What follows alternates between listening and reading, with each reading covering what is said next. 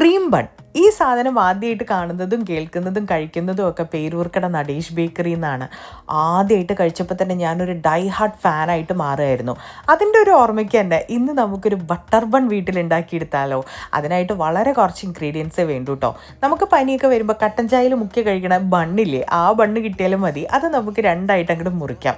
എന്നിട്ട് കുറച്ച് white sugar എടുത്ത് പൊടിച്ചെടുക്കുക. അതിലേക്ക് അത്യാവശ്യം വേണ്ട പാൽപ്പൊടിയും പിന്നെ ഏതാണ്ട് ഒരു 100 ഗ്രാം ബട്ടർ. നമ്മുടെ ആവശ്യത്തിനനുസരിച്ചിട്ടാണ് കേട്ടോ നമ്മളിതിൽ ഓരോ ഇൻഗ്രീഡിയൻസ് കൊടുക്കണേ.